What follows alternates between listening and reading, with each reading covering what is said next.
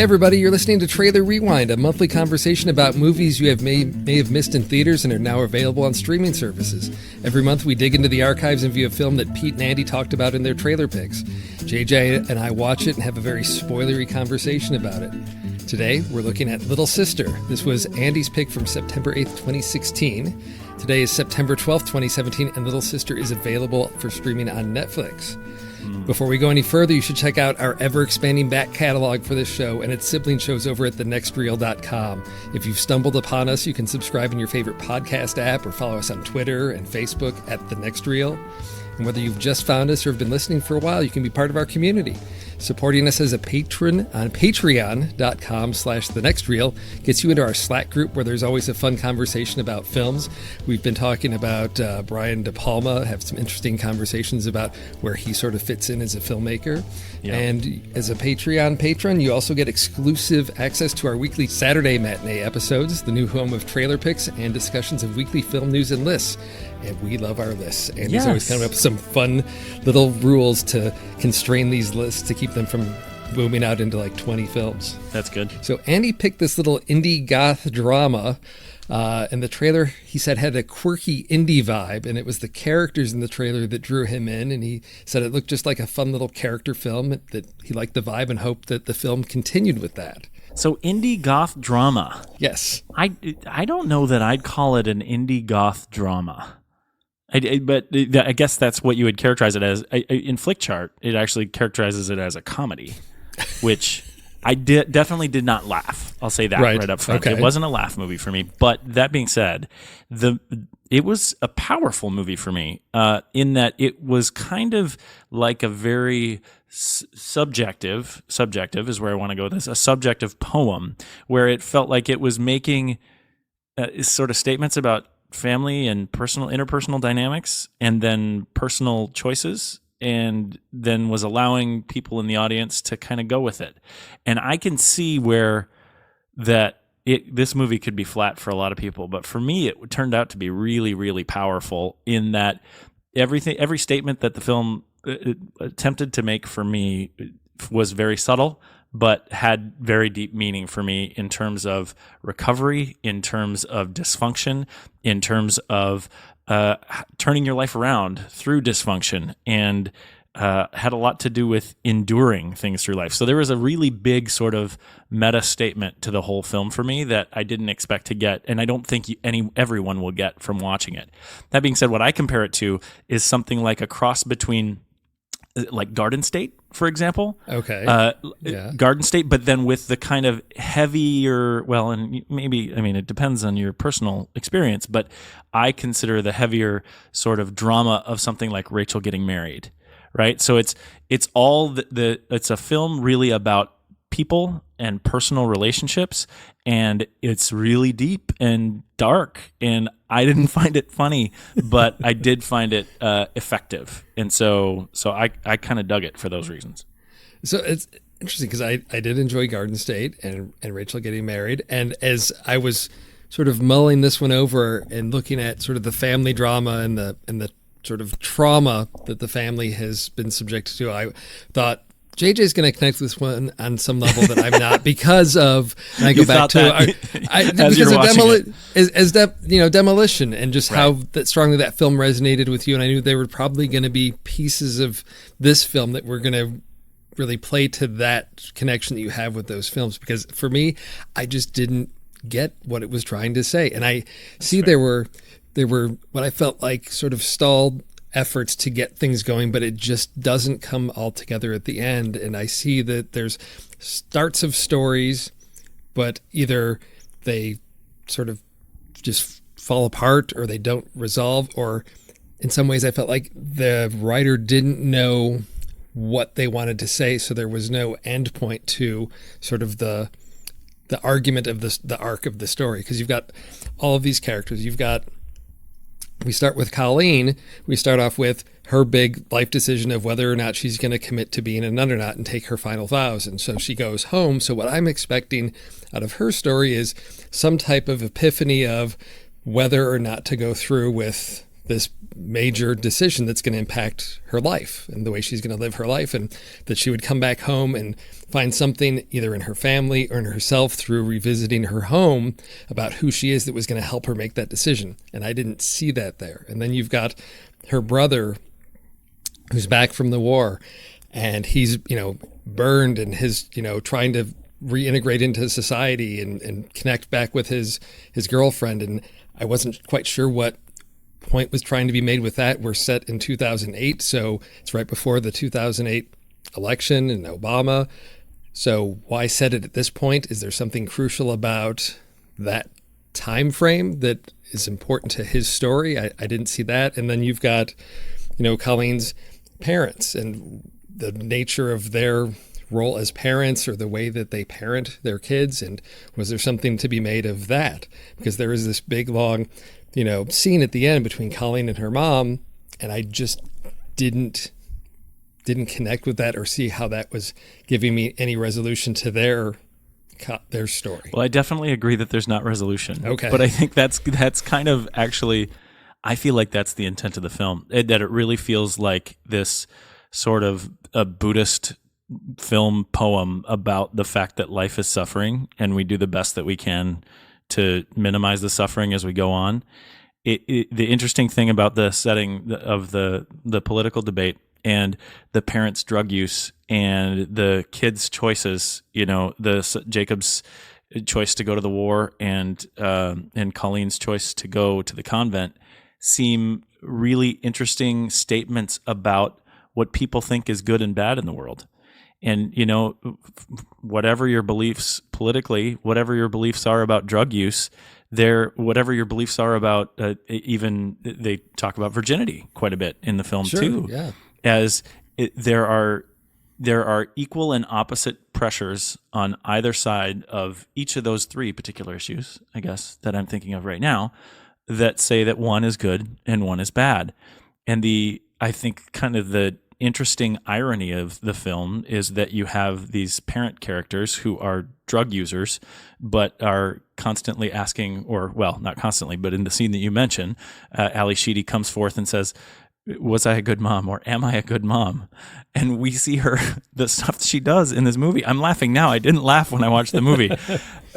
She drugged her family in an effort to share a Halloween party, and so I'm pretty square. You have to clarify what kind of drugs when she drugs her family. That it's what, like hallucinogens or something like that. Right? Well, she starts with pot. That's right. She does with pot. Starts with, and for the sake of this conversation, I'll say she starts with simple pot, but she moves on to something that is undescribed, but it's a hallucinogen that evidenced by what happens in the film, and it's played to effect that is, I guess, potentially comedic, but for me, it was a tragedy. I mean, honestly, really watching, it was a tragedy, and then to have that scene that you're talking about again.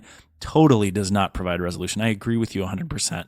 The beauty for me, or the part that I bought into, was the acceptance of reality without resolution. And that is a difficult thing for a lot of people to come to. So I wouldn't expect everyone to like it. But that's kind of where you're set in a movie with, like, Rachel getting married too, where the heaviness of life continues and we figure out our way to get through it. That's what I took away from that scene. I didn't really feel like they were bonding, even though on the face they were. Good and bad, everybody is good and bad in this movie, and I don't end up hating anyone, even when they're all being terribly tragic. Dear Sweet Pea, I don't know if you're reading my emails or not, but this is the only way I know how to get in touch with you. Jacob has finally been released from the hospital in Texas and is home with your dad and I. Please, if you can come visit, let me know. Your room is the same way you left it. There's a warm, familiar bed waiting for you. Love, Mom. Hi, Mom. Oh, you're home. Oh, you're home. Barely recognize you without all the, the Marilyn Manson stuff on your face. Everybody's talking about your brother. His whole face, huh?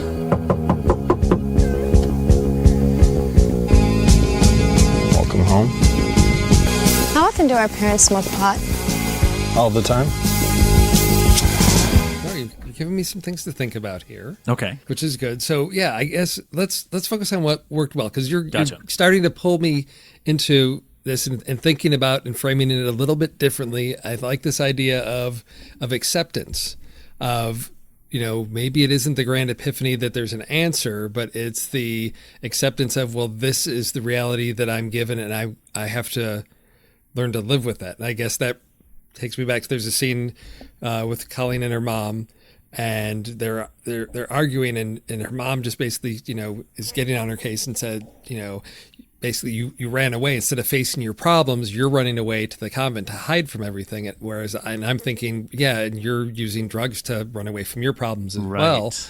And I guess that's, you know, sort of that statement of, well, yeah, you're going to have to, both of them have to face it, and they may not like it, but do they learn to just accept that this is the life that they have, and it may not be the life that they wanted? You know, that's definitely not, Ally Sheedy's not the mom she wanted to be. Right. And she, you know, she tells her daughter, Colleen, you know, I'm disappointed in you. You're not the daughter that she wanted, but maybe they do come to accept that. And Colleen says almost nothing in that entire scene. Right. The only thing she says that's really tangible is you have to put away the knife, which I think is fantastic.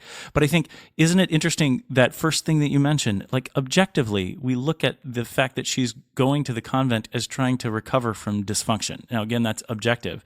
But then you have this Ally Sheedy character who's mired in drugs and running away from her own problems, and then accusing her of running away from the pain of the family as opposed to leaning into it. It's just, for me, talking about recovery and talking about ways to fix the wrongs of the world, it's really interesting, people's perception. There's a song that comes to mind when we're having this conversation. It's by Edie Brickell. It's called "Lost in the Moment," and the idea that she sings over and over, lost in the moment of what they need.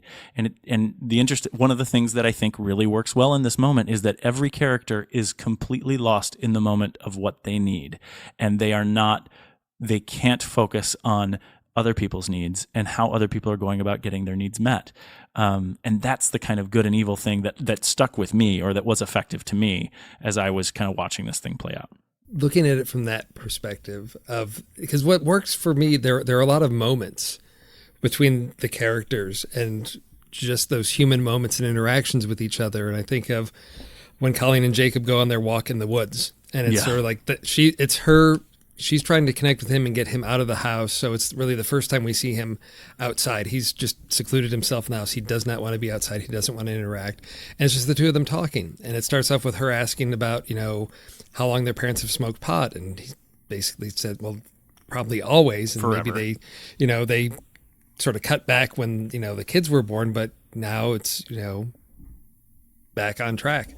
And it's something that Colleen's struggling with. That's irony of too. like seeing her parents, but then she starts telling stories about what it is she's been doing, and you know, which gets her to open up and share. And there was something about the performances there.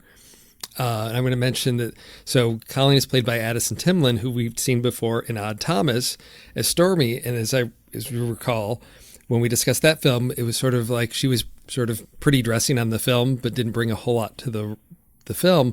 Whereas here, she's, to me, carrying this film. She's got the weight of the film. I take my Odd Thomas assessment back, because she was fantastic in this movie. And she was perfectly cast. I mean, to be inward and introspective, and she did it. I mean, that scene that you were talking about before with the argument with the knife and with the mom, she said nothing, but I was with her the whole way. I was a big fan of hers in this movie. Yeah, so I think it's, as I think back, you know, in going over my notes, there are moments of sort of humanity in here that work really well. And I guess I was trying to find the context or the reason for the bigger story. But if I look at just these moments, I mean, there are those fine moments there, but I'm expecting some payoff to those in there. And there are some laughs, you know, there are those comic moments. And the two things that did me, I think the biggest laugh for me was when Colleen first gets home and she's at the house, and her brother's two friends show up, and they're just surprised. They don't recognize her because she's not the goth girl anymore. They're like, where's all the Marilyn Manson stuff? So that, you know, see that she sort of cleaned herself up and looks like a normal human being. The next time they come back is shortly after she has made her attempt to really reconnect with her brother. So she's gone. She's dyed her hair pink. She has put on a performance of, I think, something that they did together as kids, which is like singing along to a Gwar song with a that was Gwar? baby. Yes, with a baby, and there's blood. So then when the friends come back, she's like covered in some blood and dismembered baby and pink hair and goth makeup, and sort of like, what happened? Which was a nice laugh for me with that. So there are those moments of... I didn't laugh there, but I did laugh at the monsters line after walking in the woods. In the woods, when the kid sees them and Yes. asks them if they're monsters, and they look at each other and they said, yes, that I did Yes. laugh. And I thought about that as far as, is there some bigger statement there? About, is it just, yes, it's the funny attempt to scare a kid as teenagers or, well, young adults at this point that are trying to reconnect with their youth. So that just, yes, we're monsters. And then she hisses at him. But is that something that they sort of, because I can see how Jacob feels that about himself. Yes, because he's terribly disfigured. I don't think he's terribly disfigured. Yes, I mean, just burned all over his body. Deadpool, basically. Yes, exactly. I mean, he can't even laugh because of the scarring in his lungs. He has trouble breathing. And then Colleen sort of is this misfit of trying to. I think she's trying to figure out who she is, whether she's going to connect with her brother, with the family, try to resolve that, the nun thing. So I thought, maybe there is something to that of they are misfits, they don't fit in. Right. And maybe they do feel a little monstrous at that point of not really fitting into what should be home for them. Yeah. And that's a piece of it too. Really, is where you belong, and do you actually belong? Right. I agree with all that. I think there's moments of humanness in all of that throughout this film, and I think that's something that I liked. But I totally understand the lack of tangible story direction when you're going through that. It definitely wasn't that kind of movie. For me, those are the things that worked well. Okay. I have a lot more that I have issues with that I've sort of gotten into. Okay. But I want to give you time to really defend this if there's anything else that you really want to highlight. If someone's coming to this, what are they really expecting or what's going to work well? Because if you've given me this context to say, hey, it's this film, but it's about sort of these moments and not coming to resolution, but sort of the acceptance of life, I may have walked into this a little bit differently with some different expectations. So I want to give you your chance to make your case about how this film works. And I want you to ask me those questions, but first I want to talk about what I think didn't work too, and it's from a technical aspect, because if you compare this to what we watched last month with The Experimenter was a technically artistic film, and this film in particular, Little Sister, I didn't feel that way about. In particular, I felt like a lot of the choices that they did artistically were kind of they didn't feel inspired to me. One of the pieces was the handheld camera use. The time that I noticed it the most is really early in the film when Colleen comes back from the convent. It was distracting. It was following her in a third-person omniscient, very far away from her, and it was just moving in such a jerky fashion that I was uncomfortable. I didn't understand the purpose of it. Yeah. It was. I started guessing at what the purpose was. I started thinking maybe it's because she's nervous coming home. I don't know. It was really odd, and it took me out of the film.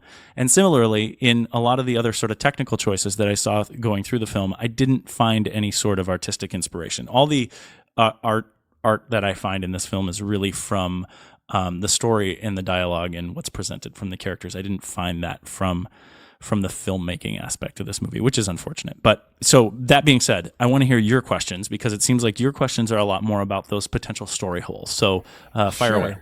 Okay. So as I said, I felt like this film didn't have a direction, or when I get to the end, I just felt like a lot of these events are unearned. So I've got, this emotional journey I'm expecting to make with Colleen, and I don't get that. I don't really understand why she makes the decision. Well, she makes the decision, but I don't think anything in the film has given me any clue as to why she's making that decision. She's, already asked for additional time. She's borrowed the car. She's, somebody's supposed to go take the orphans someplace and they can't because she's got the car. So there's clearly some pressure on her to make this decision, but at that point, she was given 5 days. It's like she's 4 or 5 days in and she still can't decide.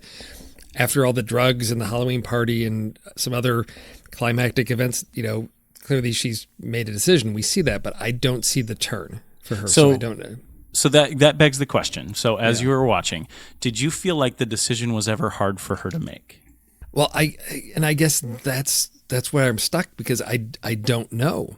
Because for me, my take on it, and I think this is different, is that when she comes back home initially, so the complicating incident, how they start us out with the film, is mom sending a message saying brother's home from the war and he's been hurt, he's terribly disfigured, he could really use your help, right? So she becomes obligated to come back, even after she's made this life decision to be at the convent. And as she comes back, the way that I sort of envision it is this is the stuff that she has been running away from in her life, the dysfunction of her parents and the difficulty at home, her difficult youth, really, that she's reminded of at every turn. She's been brought back to this. And I don't feel like she wants to go back. I don't think she actually wants to fit in. I think the only reason why she actually makes the turn to go goth again is to connect with her brother and to try to pull her brother out of the hole. In general, I think what she learns at every turn, at every piece of drama that this film puts together, is that her choice to leave and her choice to join the convent was actually more disciplined and better for her life. And I find each sort of fight that she has, or each dramatic turn with anyone in her family or anyone in the community, only works to cement her decision more that it was the right thing to leave. What about, and we only get little bits and pieces, there's like it's at the beginning, and then we see it only there at the end, is her friend that's sort of got the performance art thing that's going on. I have no idea how that ties into, it's like she gets to be a nun, but she can still be the sort of quirky oddball. It didn't do much for me. I didn't see how it fit into anything. It just sort of felt like slapped in there. At the beginning of the movie, I felt like, okay, I'm like 10 minutes in and I've got, Colleen in these different situations and I have no idea what her story is or what her conflict is. And by the time we get to that, I'm thinking, okay, it was maybe to establish that she's not fully committed to becoming a nun. So then at the end, I'm surprised that she's back connected with those people, because clearly the decision to be a nun, what is it that she really had to sacrifice? And I guess that's what I was looking for, of you have to make a choice, sacrificing one thing for another. And I felt like other than going home and maybe realizing that, yes, she was going to try to reconnect with her brother, she made that decision. But for me, if the setup of the whole story is you need time to go make a decision, then to me the story should be about the conflict of whether or not what she's going to choose. And so I just didn't get that. Yeah. And I guess for me, the friend represents the fact that she's going to be an outcast wherever she goes. Okay. And that it's okay to be an outcast wherever she goes, because joining the convent wasn't about becoming someone different. It was about finding a path of safety and recovery from the dysfunction that is her family. So so it's interesting because that pivotal decision point that you're talking about how she was given her 5 days to go away and make up her mind. I always felt like that was the opinion of her friend in the convent, but that wasn't her opinion. Her opinion was that she was going back to kind of close the door on old demons. And there's so much demon symbolism in this film, right? Well, yes. And monsters and all this stuff. Like, you're bringing up stuff for me when you say that whether that scene about them being monsters was a little bit deeper. I didn't consider that. But then when they surround this with Halloween as well, right? And 9/11 at the beginning, right? We just watched this. I watched it on Sunday night, which was September 10th. There was a lot about our place in the world, and if we are monsters, I don't know. There's a lot that could be read into it if you wanted to go that deep. I don't know that I got there though. Part of the conflict with Jacob is that he's got this girlfriend, but he's really distant from her. So we've got, she hangs around the house, she's connected with the family, but, Jacob, I think there's just this anxiety about his physical appearance. And so he's not being intimate with his girlfriend. It's really awkward for him.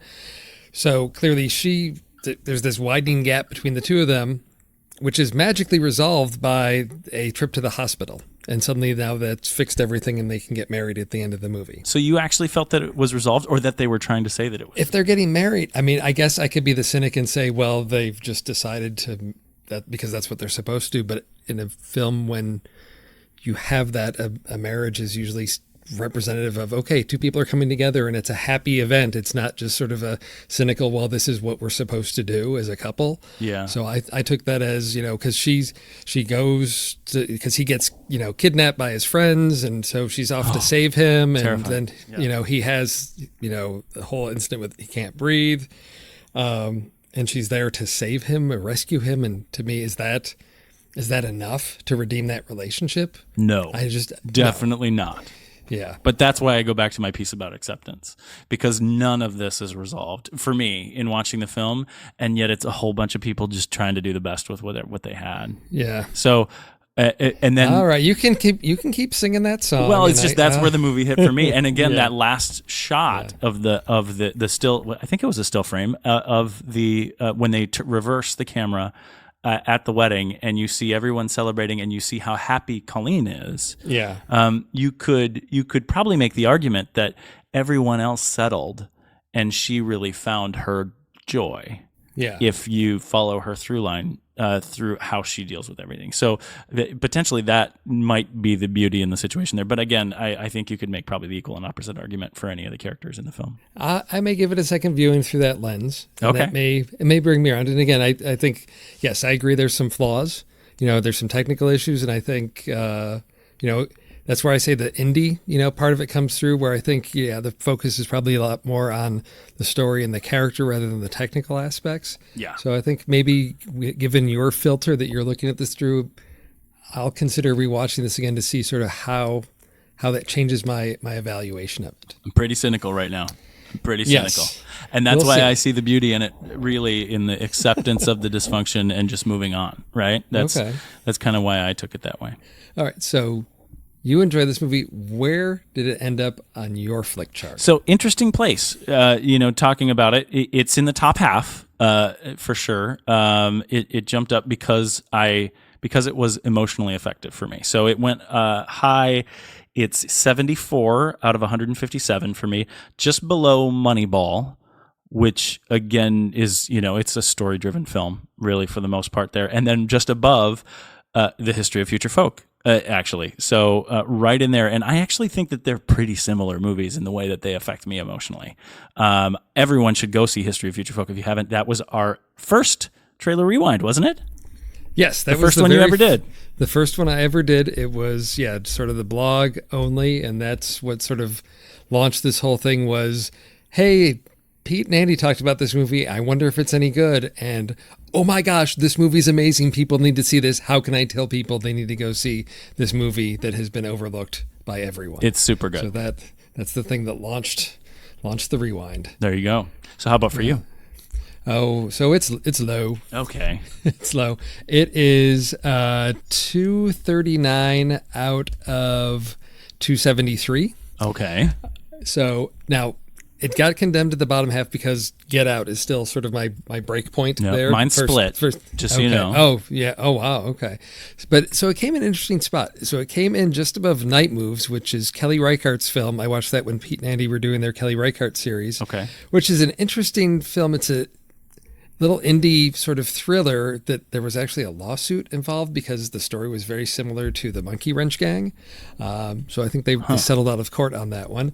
Sort of a dark little quiet indie film. And then it's above that and just below Safety Not Guaranteed, which is Colin Trevorrow's film that was sort of that quirky comedy that was based on that mysterious classified ad about, time travel and safety not guaranteed. Will you come with me?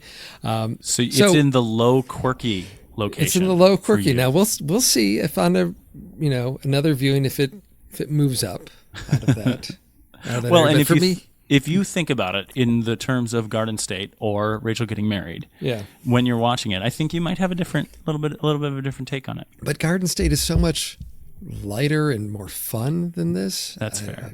Okay. That's fair. Well, this is trying to do that. It's probably trying, inferior to that. But the whole concept of yelling into a big hole because your mom is dead is very similar to accepting that there's nothing you can do about your parents' drug use and your terribly disfigured brother marrying a woman and hoping for the best. Right? No, Right. I don't know. That's, So That's where with I that low sat rating- on it. With that low rating, it came in as a 2-star film for me. 2. Okay, so I'm 3.5. Okay. Yeah, it's definitely over half for me. Yeah, I liked it at 3.5 because I'm really happy it was made, and I'm really happy to watch it. That being said, I'd also like to say that if these other movies that we're talking about here, if you do like those kind of movies, this would be a good one to pick up on Netflix and compare it to a little bit and get that sort of dramedy aspect, because some of the stuff might be funny for you, but it's definitely got the heavy points to it too. Well, and we've got Halloween just around the corner Sure. coming up in the next few weeks, so this might be something. Don't drug your family No. to watch this movie. No. But definitely Ever. might be No, for any reason. Don't ever drug your family. That is might tragic. might be a good time to watch it, sort of in the mood for a quirky family horror experience. Right. Okay. Ali Sheedy, what a perfect cast. Ali Sheedy, by the way. Yes. Yeah, I was wondering if Ali Sheedy was sort of playing her, sort of character from The Breakfast Club as a mom. Grown because up. clearly grown That's up what because she happened. just didn't want to, didn't really want to be a mom. Yep. Didn't seem like it was cut out to be for her. So perfect. Well, JJ, here at The Next Reel, we say that when the movie ends, the conversation begins, and I've enjoyed our little talk about Little Sister, but now that this conversation's ending, it's time to start watching another movie. So what have you got coming up next? Well, today is we're in mid-September. Next week is the big, it's 2 weeks away. 2 weeks away is Kingsman, the sequel. Yes. And the same weekend is the Lego Ninjago movie. So with my 5-year-old and 8-year-old, I will be doing one of those with them and the other one by myself. I got to do both of them in opening weekend. So that's where That's I'm a busy headed towards for my next ones. How about you? Andy and I have an appointment on Friday to go see Brazil. Oh, you're doing it. That's great. We're going to see that at the Alamo Draft House out here in Phoenix. They're going to screen, I believe it's the director's cut, which I have not seen Brazil in a long, long time. So Andy's I'm really favorite looking- movie. Yes, so I figured I got to see it with the number one fanboy. Yep. So that's what's next on my list. Cool. Well, everyone out there, if you haven't already, give us a rating and a review on iTunes. It helps other film fans discover us, and we hope that you will help other people discover us, because there's nothing more thrilling than discovering a group of like-minded fans online.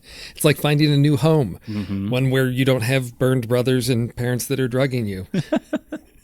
And once you found us, Safe follow us on space. Facebook and follow us on Twitter for assorted film geekery posts during the week. There's always some interesting film news. Today was the big J.J. Abrams announcement that he's going to be directing Star Wars 9. But what about that It box office? 118 million.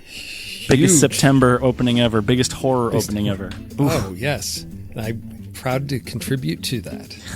Ugh, no, thank you. Oh, all right.